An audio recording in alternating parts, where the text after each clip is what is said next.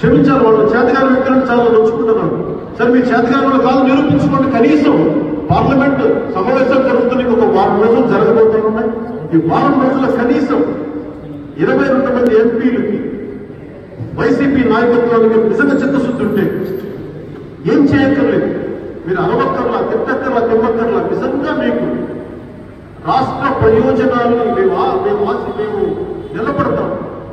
Steel plant ప్రైవేటీకరణ అడ్డుకుంటామని కనీసం ఈ ప్లే కార్డ్ పట్టుకోవాలంత దమ్ముందా మీకు? పార్లమెంట్ చేతగాని వ్యక్తులు అదే మళ్ళీ రిపీట్, చేతకాని వ్యక్తులు చట్టసభలో కూర్చోవడం దేనికి? ఎవరికి చేతకాని వాళ్ళు? వారి పార్టీకి సంబంధించినటువంటి 2 పార్లమెంట్ సభ్యులు ఉన్నారు. వారు ఈ రాష్ట్రానికి ఉప ముఖ్యమంత్రిగా ఉన్నారు, కేంద్రంలో భాగస్వాములుగా ఉన్నారు.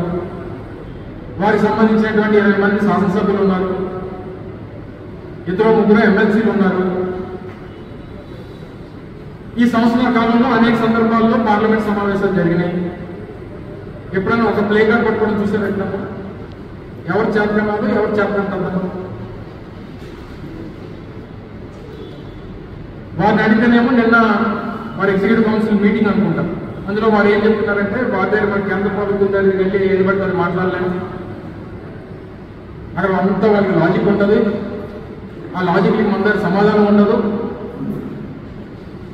మరి సమాధానం లేనప్పుడు ఎందుకు హామీ ఇచ్చారు రాష్ట్ర ప్రజలకి? ఎన్నికల కోసం, ఎన్నికల అవసరాల కోసం, అధికారం కోసం మీరు హామీలు ఇచ్చి ఎట్టి పరిస్థితుల్లో స్టీల్ ప్లాంట్ ప్రైవేటీకరణ వైఎస్ఆర్ కాంగ్రెస్ పార్టీ మీరు ఒక్కసారి గమనించండి. మీ ద్వారా ప్రజలు కూడా కోరుతా ఉన్నారు.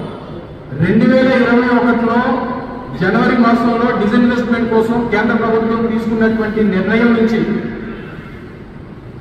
ఈరోజు 2025 ఆగస్టు 30వ తారీఖు ఈ రోజు వరకు మా స్టాండ్లో ఏ రోజు మార్పు లేదు. మేము అధికారంలో ఉన్నా, ప్రతిపక్షంలో ఉన్నాం. ఆ రోజు నుంచి ఈ రోజు వరకు ఈ 4.5 సంవత్సరాలు మా స్టాండ్ స్టీల్ ప్లాంట్ ప్రైవేటీకరణకి వైఎస్ఆర్ కాంగ్రెస్ పార్టీ జగన్మోహన్ రెడ్డి గారి నేతృత్వంలో మేము ఎప్పుడు ప్రైవేటీకరణకి వ్యతిరేకంగా అది మా stand. Please subscribe Citizen Voice and like and share please.